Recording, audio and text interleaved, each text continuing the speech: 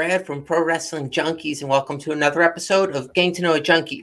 You've seen this week's Junkie on Show and Tell. You may have seen her walking the streets of Hamilton, Ontario. You guys maybe served time together. We'll get to all those. We'll ask those hard-hitting questions today with Shayna Magnuson. Shayna, how are you?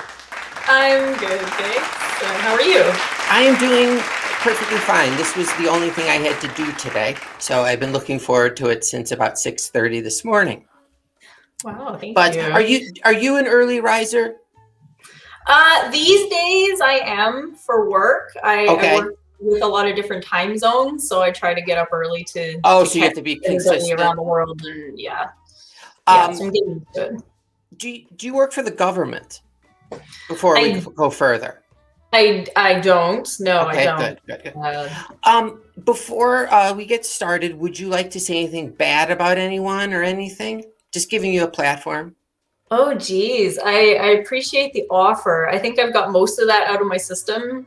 Okay, well, if anything bubbles up. To do that, so I think I'm pretty good right now, but thank you. Perfect. Because I have a long list of grievances about certain people, but whatever. Ooh. So you still are in Hamilton? Yes, I am. Yeah. Okay. And just, we covered a little of this the last time we spoke. Was that where you were born? It's not where I was born, actually. I was born and raised in Toronto, which is basically just down the road, about 45 minutes, an hour from here. Yes. I moved to Hamilton just before I started university, actually. Okay. With your family or yourself? With my family. We okay. Just packed up a car one day and we're like, we're moving. I'm like, oh, where? Wow. No idea. Let's go. And we just drove for a while and then wound up. Did you have to sleep in the car a few nights or at a hotel or something? No, it was an arrangement that apparently the parents had made the arrangement. Yeah. Just, my brother and I were not privy to this information. So one day we're moving to a different city. Okay, cool. Tomorrow we have to go to the grocery store, we have to go to the post office, and we're moving tomorrow. So clean room. Okay, so what you were in Japan for a long time. Yes. Correct. Yes. Were you? I don't know if you were fleeing from something. What got you from Canada to Japan?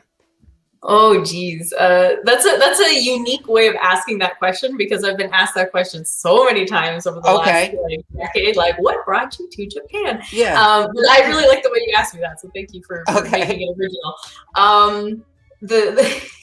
It's kind of two factors that I think kind of contributed to me winding up in Japan for a while.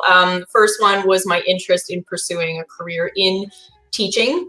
I know that teaching overseas, doing the ESL thing is kind of a rather popular kind of filler hobby interim job for some people trying to figure themselves out, which is great. For me, I knew that teaching was actually something that I wanted to do. I knew that I wanted to be a teacher, but there's this weird kind of loophole in Ontario where you can't go to teachers college unless you have teaching experience, but you can't get teaching experience unless you've been to teachers college.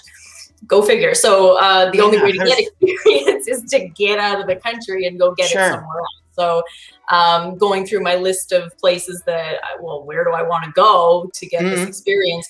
Japan was pretty much the only place that came to mind because of the other factor, which is that I've been doing martial arts since I was a kid. So I had Japanese teachers myself, teaching karate and whatnot when I was a kid. Oh, okay. And I was a huge anime nerd, full disclosure.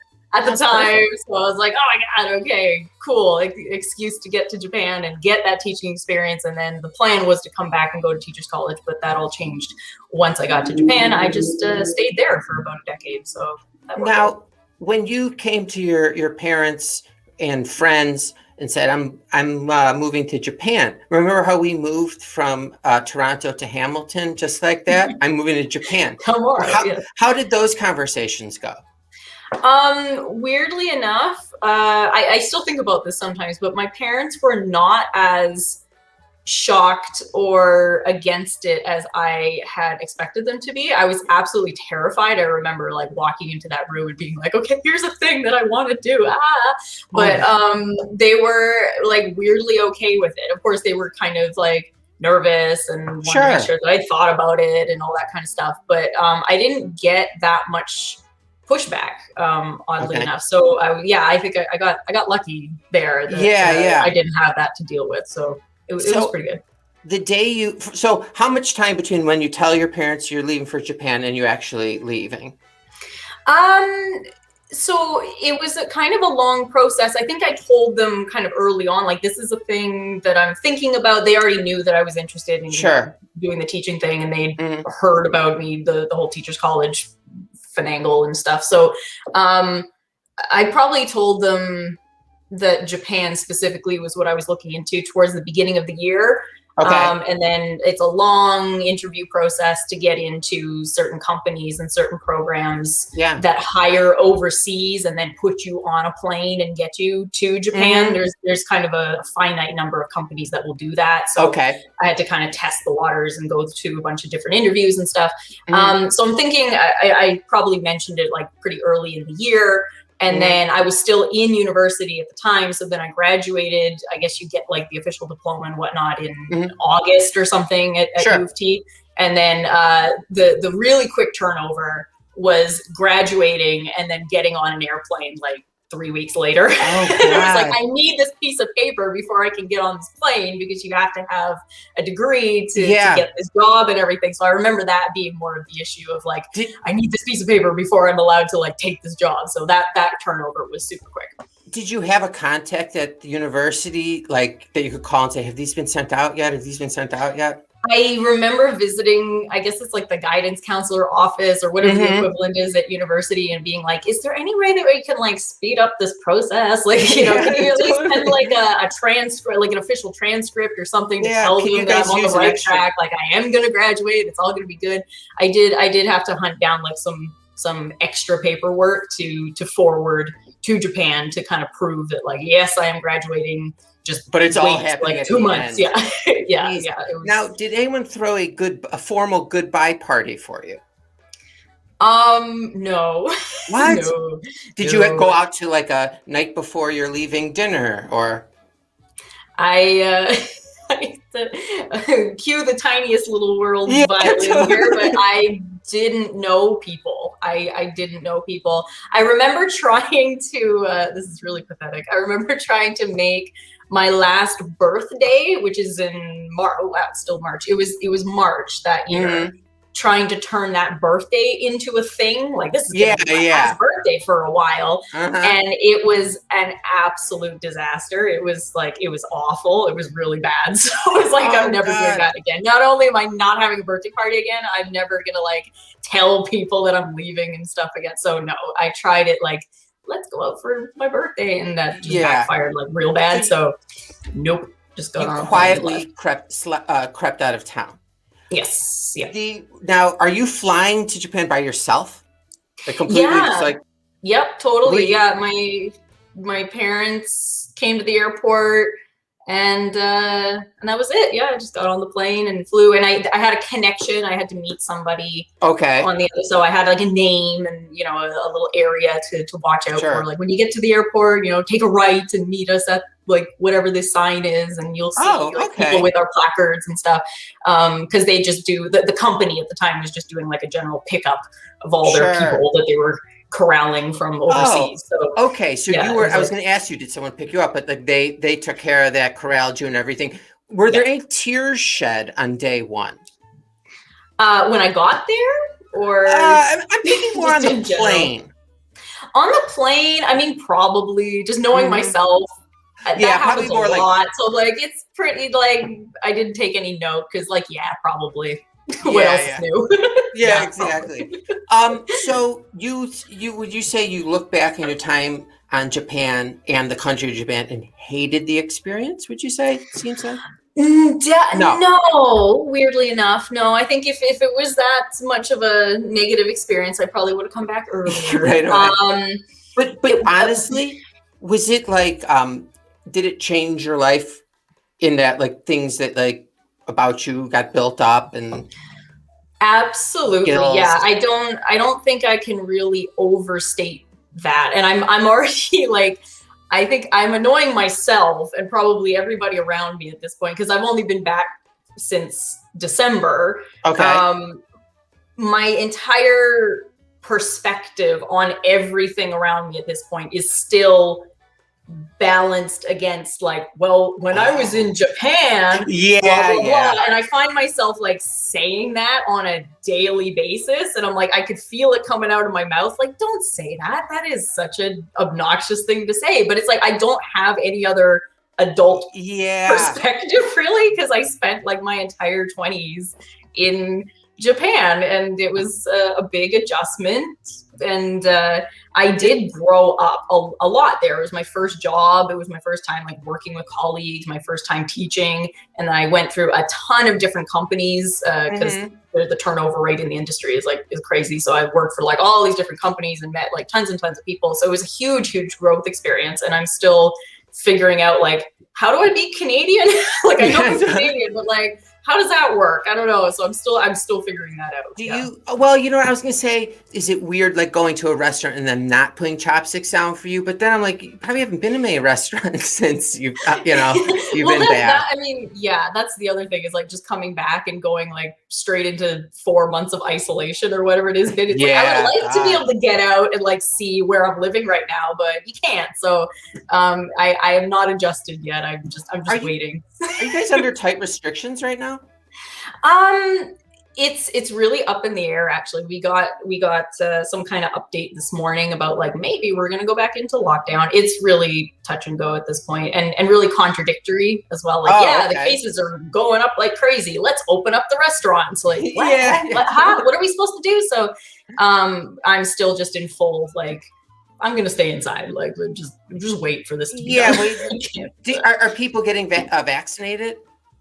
As far as I know, but it's really slow, and it's only senior citizens, I think, at this point. I think they kind of worked through the 70 and above area, I think is the last thing that I've heard. But yeah, I haven't even been, it sounds really ignorant on my part, but I haven't really been keeping up because first of all, that's all my students want to talk about. So I'm like, okay, I'm going to have to talk about this at some point, probably like 9 times today. So I'm just not going to look at the news. And also I know I'm going to be like last on that list anyway. So it's like, I don't want to sit there and wait because the anticipation is like, driving me nuts. So, You mentioned senior citizens. Have you ever heard of the term owl? Like owl. The bird? Yes. OWL. I used to have a company that, did transportation for senior citizens and stuff. And I learned the term owl, meaning an old white lady. Like, as your client. I was like, that's really cool. And when you said senior citizen, it clicked in my head. I'm like, I remember that. Just a couple more questions about Japan. I'm sorry. You were saying you're ignorant. I'm very. Was there ever a time you put something into your mouth, but you felt this part rejecting it? Like a strange food that you'd never had before? I got quite lucky in that I didn't have like a really visceral negative reaction to a lot of the food over there. I think either because I was able to at least just reject the stuff. I'm like, I know on paper that's too weird for me. So okay. Or Yes, I just discovered that like I'm okay with trying new things, which I didn't really know that about me originally. I was like, I don't really like this, but like I guess my palate like isn't too picky. But there was one thing which apparently is really polarizing. It's kind of like cilantro. It's like either you love it or you hate it. There's kind of no in between. Which is uni, which is a type of urchin, like sea urchin. Okay. And you can get it. It usually comes with like sushi and sashimi plates and stuff. And it was like, you got to try uni because, it's just a quintessential sushi thing that you can have in Japan. It's so fresh and blah, blah, blah. And it shows up and it just looks like a brown just blob. It's like somebody took some brown toothpaste and just went on top of like some rice. And I'm like, this doesn't look appealing already, but let's give it a go.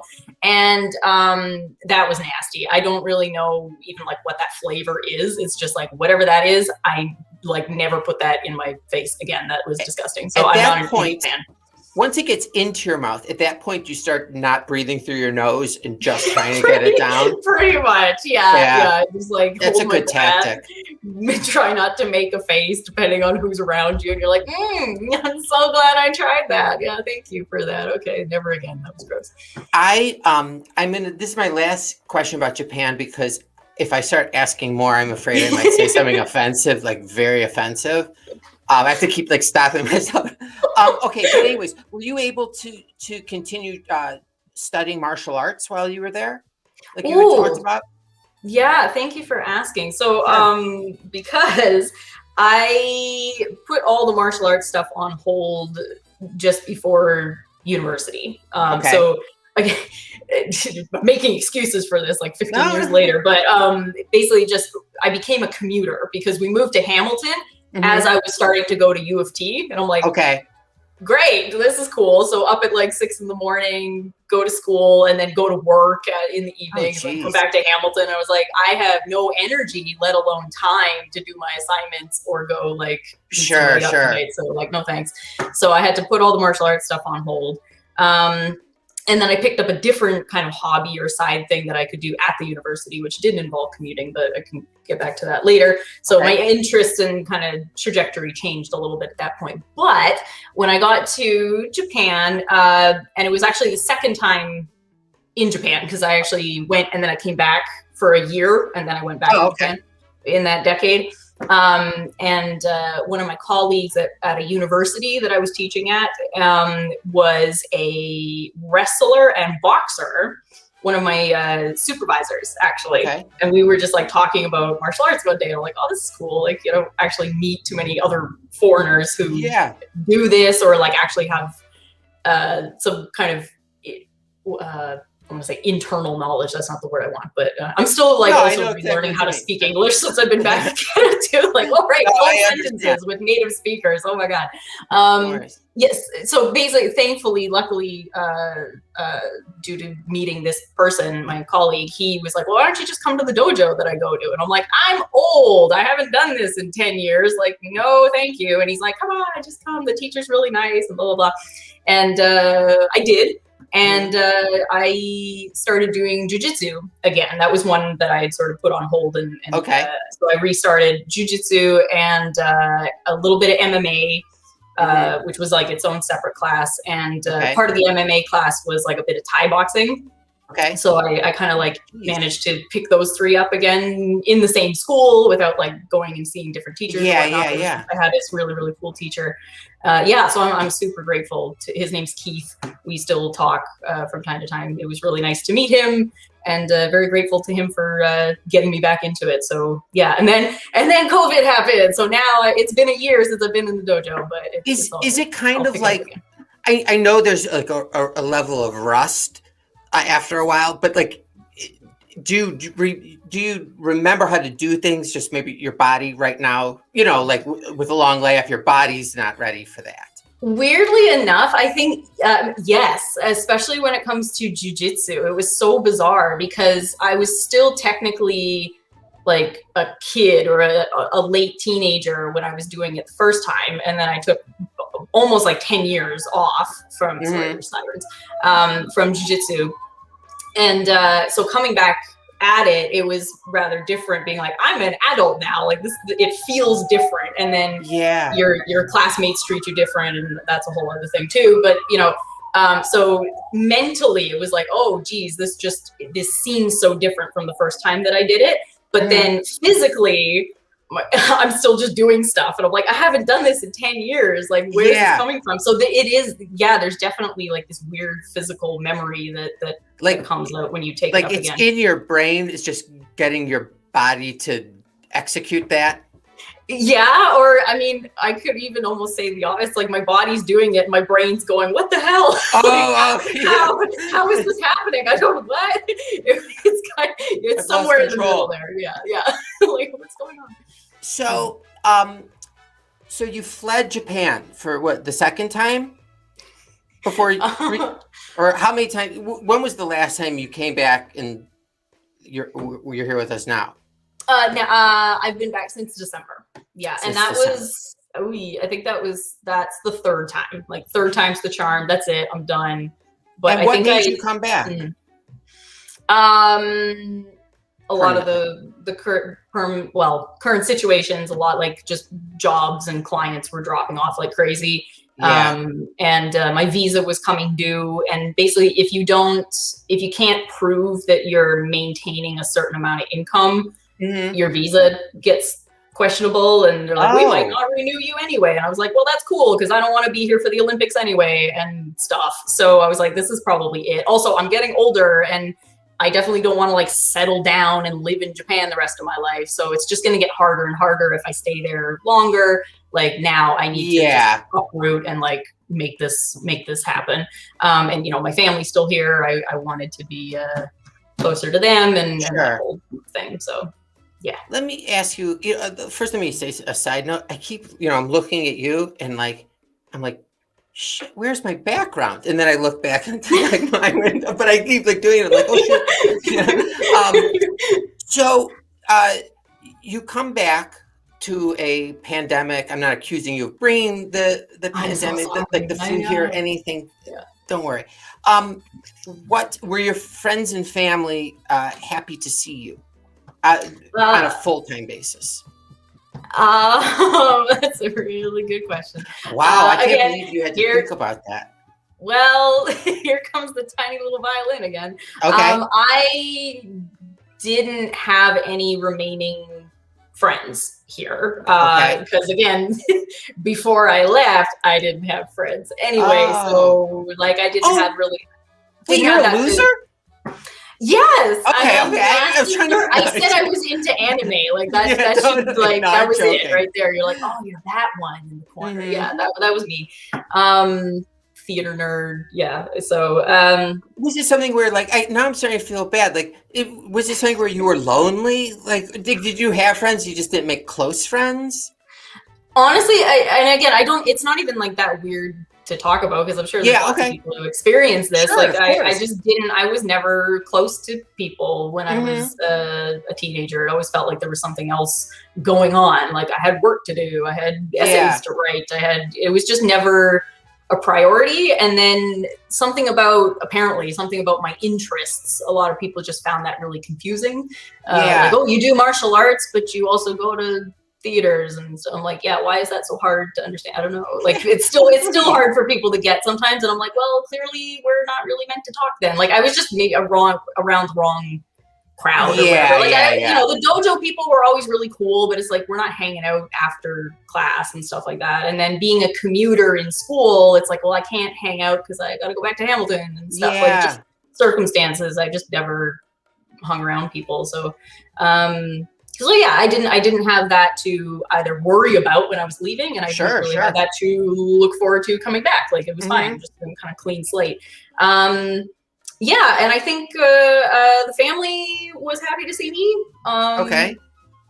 You say that with a little. You say that with a little doubt. Hon, I'm very concerned now. Did you feel lonely growing up? Oh boy! Oh, we're going there. I had to ask because I'm feeling like I'm bad. Sure. Yeah, you can say that. That's fine. Bit. But again, I mean, there's nothing too original. Yeah, exactly. Like, but for the individual though, it is the only thing going on. But again, it's another thing that I'm really, really grateful about.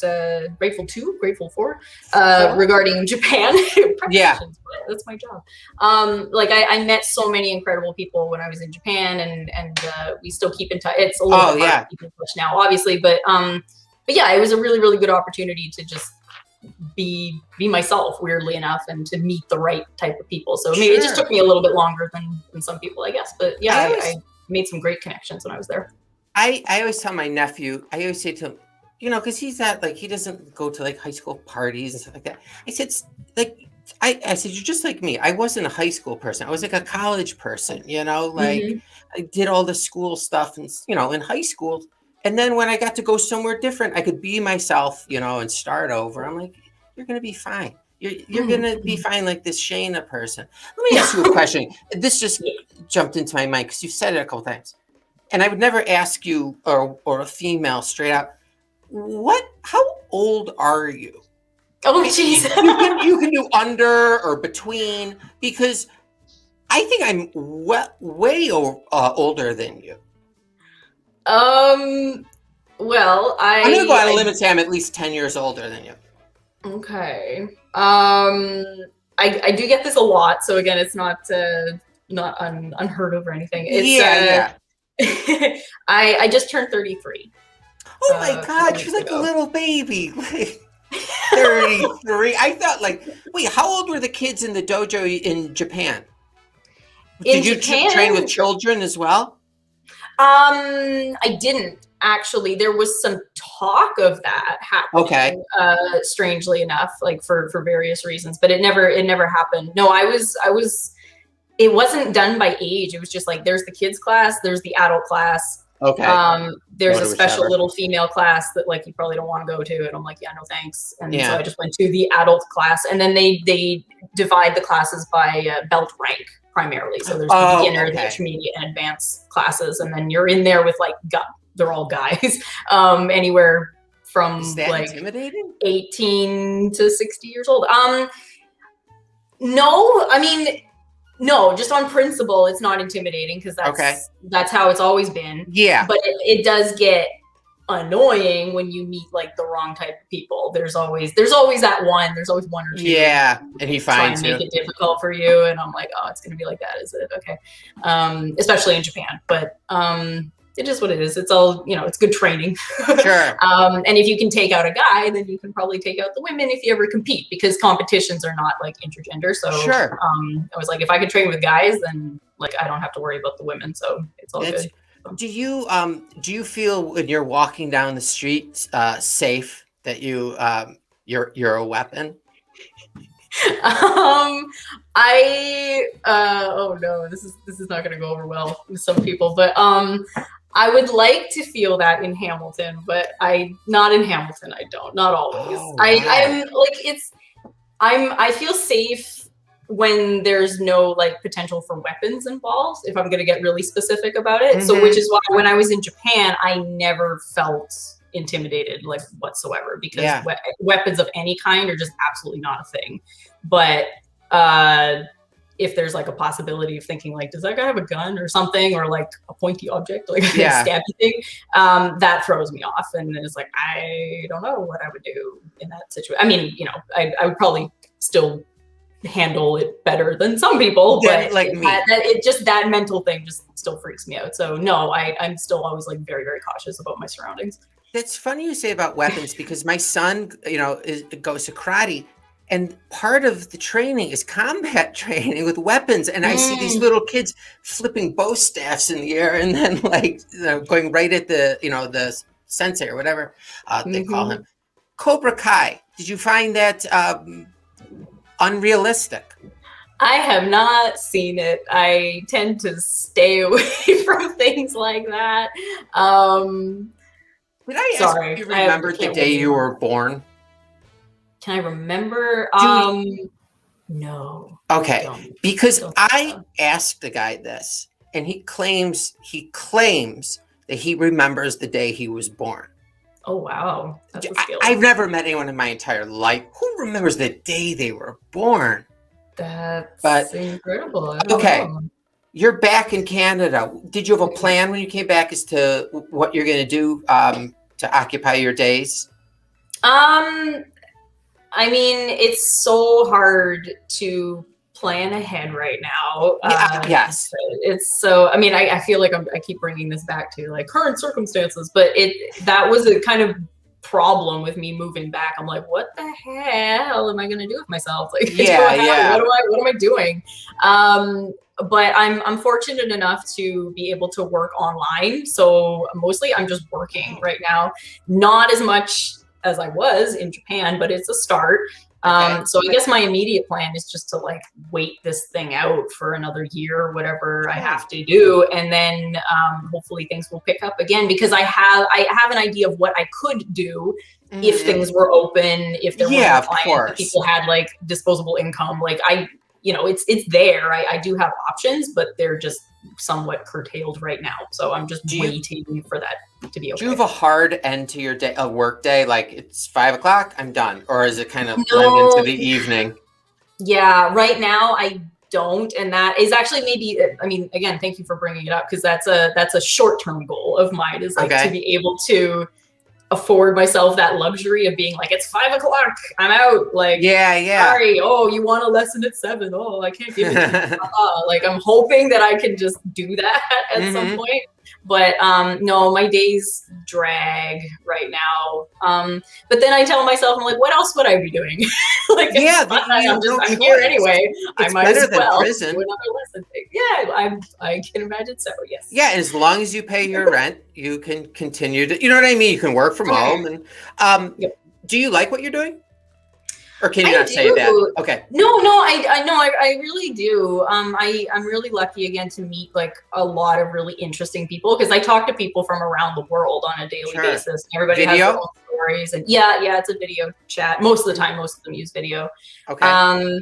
It can get a little bit exhausting because everybody kind of brings, not everybody, but a lot of people kind of bring their baggage to the class, and then suddenly it's like I'm not a therapist. I'm like that's been happening a lot more, which I completely understand, you know, with everybody or in circumstances, but like the boundaries around like that kind of professionalism have somewhat melted away a little bit. So I have to be very, very sympathetic and empathetic and patient, you know, all day, which I'm not. That's hard for me sometimes. Oh, I'm like, okay, I am really exhausted right now. Like, I can't listen to one more person complain about their visa status right now. Like, I gotta. But can you step away, like every now and again, like step away for 15 minutes, or do you kind of have to be on call? Wait. They're supposed to book in advance, which is good, and then I'm supposed to have a little bit of control about how many I can do back to back. Okay. Sometimes that gets out of hand and I find myself sitting there for 5-6 hours at a time, and it's like, okay, this is too much. But is it stressful? It can be. But I mean, every job. Yeah. So like, it's fine. But, you know, working with people can be stressful. Yes. Yeah, of course. Okay, so I think it's appropriate if we talk a little wrestling. Sure. You didn't. I should have watched our episode a while ago again. You didn't become a wrestling fan until you lived in Japan, correct? That is correct. Yes, that is. Okay. Correct. Do we remember the thing that got you hooked? Like do you remember your first like vision of, oh, what's that? I do remember that quite vividly. Maybe I should again preface this by saying it's kind of like the Cobra Kai thing. It's like, oh, there were just some things that I never watched. I never did that as a kid. I didn't hear it. And pro wrestling was one of those things. But basically when my brother came for a visit to Tokyo, I'm going to get the dates wrong. It was January 2019, I think it was. Yeah. And he had already kind of gone down this wrestling rabbit hole and been trying to get me like hooked on it for a while. And I was older or younger? Younger. Okay. And like he was trying to win me over by like name dropping Brock Lesnar and stuff. And I was like, it's not really my thing. But he took me to Wrestle Kingdom. He's like, we're going to Wrestle Kingdom and let's go watch some pro wrestling. And it really was just during that event. I walked in being like, the fuck, I don't want to be here. I want to go home. And then like by the end of it, with Kenny like making his big finale, match with Tanahashi and stuff, and I was like, like in Canada, you know. So just in the course of that event, I got hooked. And so what happens the next day? Yeah, well, so the next day I just like Googled the crap out of like everybody. Like, who's this guy? What's this? Oh, Kenny. Honestly, it mostly started with Kenny, just because I heard so much about him. My brother had hyped him up a lot, and then I just loved his performance in the ring at the end, and just the atmosphere in the dome and everything. Like it was incredible. And then the whole drama about like, oh, but he's leaving and stuff. So I was like, what's going on? And all that kind of stuff. So I just spent like the weekend on Google looking into stuff and just getting. And you could go weekly, is that correct? To see wrestling? Well, eventually Pretty much. The schedule is a little bit odd with New Japan, but it took me a couple of months to get the courage to go back to another event by myself, because again, it's like nobody's gonna come with me. So I was like, can I go by myself? This is kind of weird, but I totally could. Like, it was fine. It wasn't until like March, I think it was the anniversary show that I went to that year. By myself. And then it really just picked up steam after that. I was like, when are they back in Tokyo? Because they do kind of like a touring circuit around Japan, and it's a little bit random, but they're usually in Tokyo like once a month for that's great. 3 or 4 days at a time. They'll do like a little stretch in like Korakuen Hall or something, and then they'll move on to the next city. So anytime that they would swing by Tokyo, I was like, ooh, I'm gonna get tickets. And yeah, so I started going like once a month ish. Was seating important to you? It became more important. Yes. Once I realized like, ooh, but you can be like right up in the action. Like maybe they'll like flip out and land on you or something. Like, oh man, I gotta be close. I want to be really close. So I did start trying to put my, I want to say name in a hat basically, but yeah, it is kind of a lottery. It's a raffle system in Japan. Like you can say, I want this, area, like I'll pay for A seating or B seating, but you can't like pick your seat. So just random if you get it. Yeah, and then they randomize it. And then also if you put your name in like a little bit too late, they'll be like, oh, you can't get an A seat, so we bumped you back to a B seat or something. Got it. So it was a little bit random, but I tried. How much are we talking for a ticket? What's it like the price range? So in Korakuen Hall, I think like the really, really special seats for like sponsors and stuff were 120 or 150 to be like basically right next to the ring or like sitting next to the announce table and stuff. But then like even just 2 seats removed from that, behind them is sort of the first normal area, which is about 80, conversion rate. Like $90. Not bad. Yeah, and then the cheapest ones were like 40 in the back of Korakuen Hall. What's the closest you ended up getting? I got I never did like the super crazy like sponsor seat ones. That was a little bit odd, but I sat in the up close like A seating quite. Cool. Yeah. Now, do you miss that?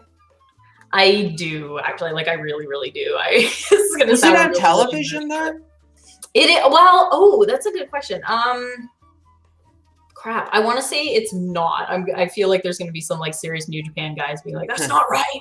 But no, it's not on like normal television over there. It's just on the streaming site. New Japan has its own like streaming website. Is WWE Network available? Could you get it on your phone or something? With like a VPN, maybe? Oh, okay. I never looked into it. Okay. Not when I was there. You were immersed in New Japan, and you come back to Canada. What's been filling that void, wrestling wise? Oh, that's again a really good question, because I don't know. I was a little bit scared about doing this interview today because I feel like relatively speaking, I'm so much more detached from wrestling right now at this current moment than I was in December, because I'm so hung up on just like, what am I doing with my life after this move and stuff. So, I mean, I've been watching as much as I possibly can. A lot more of the American product, a lot more WWE, just because of the time zones and stuff. I do catch AEW like every week. I've missed one AEW now. Ooh, I gotta catch up. But with one exception, I've never missed an AEW episode or pay-per-view. So that's cool. Do you watch them live? Yes, yeah. Okay. I try to watch those ones live. So that's cool to have that to like look forward to every week. The New Japan stuff is really hard though because of the time differences. So I miss it. I miss it so much. But like, have you tried? I can't get up at 3. I did when I was still jet lagged. Back in December, I was like, "Oh, this is easy. This is cool. I can get up at 3, no problem. This is fine." And then I got over the jet lag and realized, like, that's insane. I can't do that. I cannot wake up at 4 a.m. to watch wrestling. Like, what the hell? So I've been missing a lot of New Japan. The only qualification for being on this show is that you've heard about wrestling before, and then, then it's fine. You know, that box. It's all good. Yeah. Shayna, do you have any like deep, dark secrets that you want to share? You don't have to. Everyone has said no up to this point. Everyone. Really? Oh no, that makes me want to like break. I'm suspicious of everybody though. All right. No. Favorite wrestler currently, which might be hard for you. Oh no, if they're alive, then you know they're just not there. And then who's your all-time and current? Who are your favorites? Oh geez. Okay, well, all time again, all the hardcore fans are like snickering into their sleeves because I don't get an all time because I've only been watching for like 2 years. But in those years. Okay, so for all time at the moment, I'm gonna have to say Kenny Omega because of the Canadian connection, sure. Because of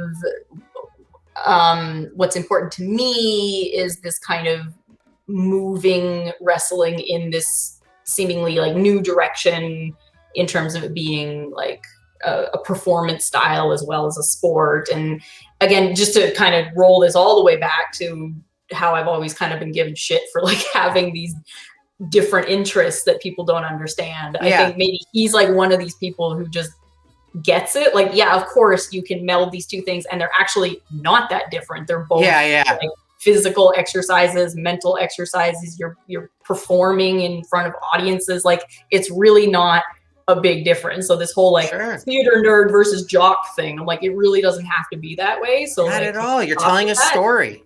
Exactly. So like he gets that. And I just think that's cool that he's kind of putting that out there, and also just like him just being himself. He's done a lot, and also as a foreigner in Japan, like just watching him like tear it up on the scene like means a lot. So that all of that, I think he's kind of the pinnacle for me. That's a terrible choice of words, all things considered, but like he's he's really cool. If Kenny Omega knocks on your house or apartment or wherever you live, knocks and you answer the door, I don't know, maybe it's 10 in the morning, you're working, and he says, listen, you can be my best friend in the world, my closest confidant, and I'll call you and text you constantly, but you have to live in Afghanistan. I'll get you a little apartment, you know, a nice apartment, but you have to live in Afghanistan.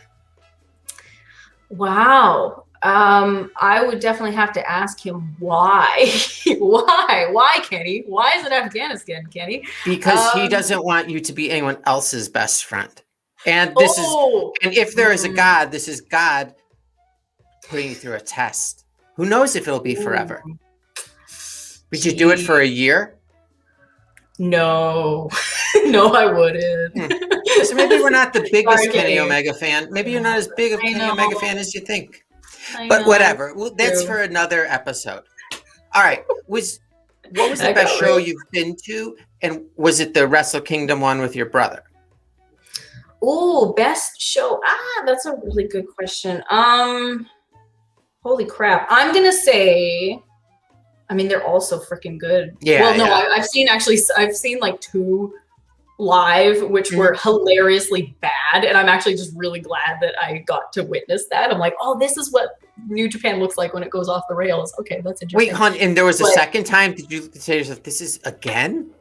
You're going to a second time? It's awful. The second time was like really close to when, again, the whole COVID thing was starting. So they were like making these adjustments, which were just like not working really well. So I can't hold it against them at all. It was more just like, this is fascinating, and I'm glad that I get to see this like in person. This is crazy.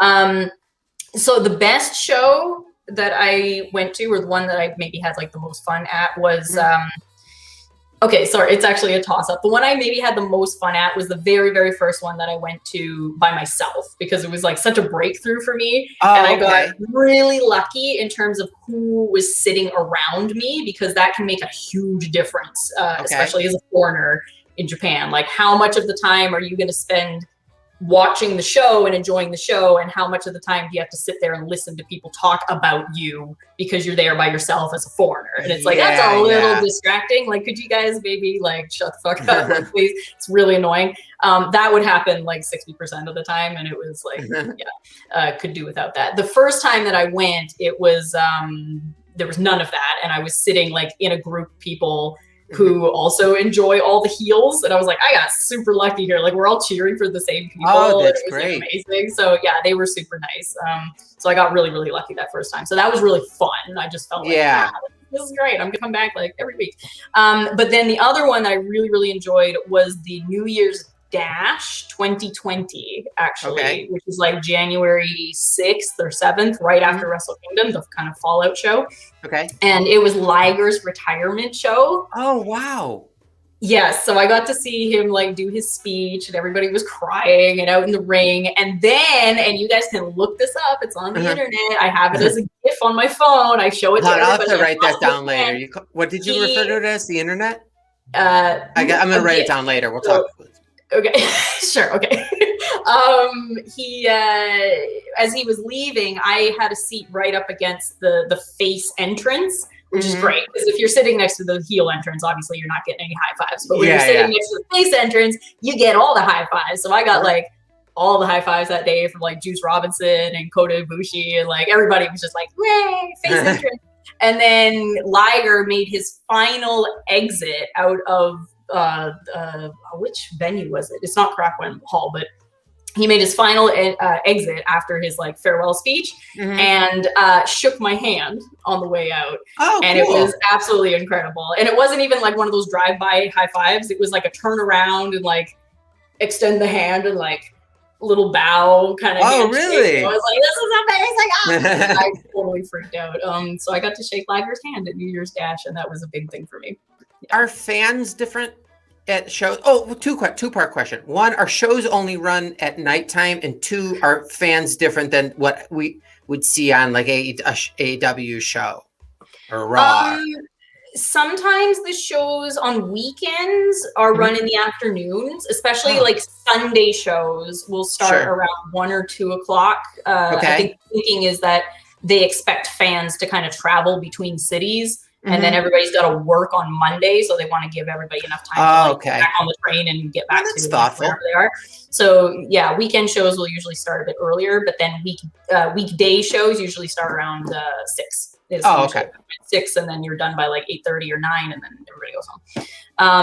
And then the second part, are fans different? Yes. I mean, again, I haven't even been to a show in North America, but when I look at scene, yes. They're very, very different. It's there are a lot of rules in Japan about like things that you can and can't do, especially like when pertaining to signs and like definitely no standing up. Yeah, they're on the website. I think I had to look this up. Before we went to Wrestle Kingdom, I remember my brother, we were all looking up the rules like as a group of foreigners. It's like, we don't want to fuck this up, like we don't want to get kicked out or something. Like, okay, what are the rules? And one of the rules was like, please do not make unnecessary noises, was how it translated. It was like, what does that mean? Like, what is unnecessary? Is it necessary for me to yell at Kenny Omega? Like, how much is necessary? I don't know. It was like, I'm really confused. Oh no, like, do not make unnecessary noise. So that was one of the rules. But things like there's no standing up. You cannot stand up and cheer or anything. If you have a sign, you have to hold it below your chin. There's none of this allowed. It's got to be like down here, and it has to be a certain size. So if you're going to make a sign, it has to be like within certain parameters. And then there's all the unspoken, like or I should say unwritten rules of when you cheer and what you say when you cheer and stuff. Like nobody's making up their own stuff. Nobody's like trolling or like trying to get attention. It's all very, very unified. That's nice. To the point where like there is a plant. I saw this guy numerous times. He kind of disappeared after COVID happened, but they had a plant in the audience who would sort of like lead the chants and tell us like, time to cheer for the faces. And then he would like start a chant, and then everybody would like follow this guy. So it's very, very unified. If you're like sitting there doing your own thing and like yelling funny stuff, people will just think you're a dick. So there's how's the food at these shows? The food is actually somewhat lacking. It was all about the drinking when that was allowed. Again, that got shut down, later on. But I mean, you could get like Pringles. And beer. You get like shows here. You can get like a disgusting hot dog or microwave hamburger. They don't have hot dogs or hamburgers or anything, right? Is there an No, equivalent? It's all like smaller little nibbly things. Okay. But can you get sushi? No, not okay. at wrestling shows actually. Oh, no, well, you could make a mess. Yeah. I think people mostly brought, like, they would go to the convenience stores. The convenies are really, really good in Japan. So they go to the conveni, get their snacks, and you can bring your own stuff into the venue too. Okay. That's different. Yeah, people That's just like show good. up with their conveni beer and like, yeah. Well, Shayna, I'm going to let you go shortly and start your weekend. Do you have to work on the weekends? Is it Friday? Actually, yes, it is Friday. Okay, yes, geez, for a second. Yeah, I have no idea. Okay. What year is it? Yeah, it's Friday. I'm working tomorrow, and Sunday is off. So now, do you have a uniform you need to wear when you're working from home? No, I don't. Luckily, yeah. I try to like keep the wrestling shirts to a minimum when I'm working. Yeah, but, just put a hoodie on, zip it up. Well, no, that's exactly what I do. I'm just like, okay, I got my wrestling shirt on. Put a sweater on top. Yeah, I'm so professional now. Like, it's fine. It's still on. Exactly. Can I? But yeah, no uniform. But. Can I ask you 3 would you rather questions before you hit the road? Sure, I'm probably gonna have really boring answers, but I'll try. Oh, don't worry about it. All right. Would you rather raise your I know you don't have children, correct? Nope, no kids. Would you rather raise children in a different religion from yours, or raise your children to speak a different language than yours? Definitely speak a different language. Okay.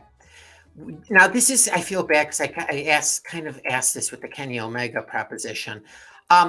Would you rather live in a maximum security prison for 1 year or never watch wrestling again? For 1 year? Yeah, and you know what? For good behavior, you could probably get out at 9 months. I'm not a lawyer and know anything about the law, but I'd say 9 months seems reasonable. Never watch wrestling again. Oh my gosh. Let's go with prison. That would be okay. Yeah, some life experience. Exactly, and you know you're getting out at a certain point. Exactly, Okay, and finally, would you rather only be able to eat food that you've killed yourself, or only be able to eat salads the rest of your life? Oh no. Geez, I'm gonna have to go with salad, because if I was responsible for killing my own food, I would probably just starve to death. Yeah, totally. I'm gonna go with salad. Yeah, and you can't just eat rabbit, and squirrels all the time. Yeah. I think you answered correctly. I think you made a really good decision. And you're ready to go into the weekend strong. All right. Thank you so much for coming on. I really appreciate it. You're always welcome to come on. If someone pisses you off, here's your platform. Just let me know. Yay. All right. Let you know. All right, Shayna, have an awesome rest of the weekend, and I will be seeing you around. For sure. Thanks so much. My pleasure. Take care. Bye-bye.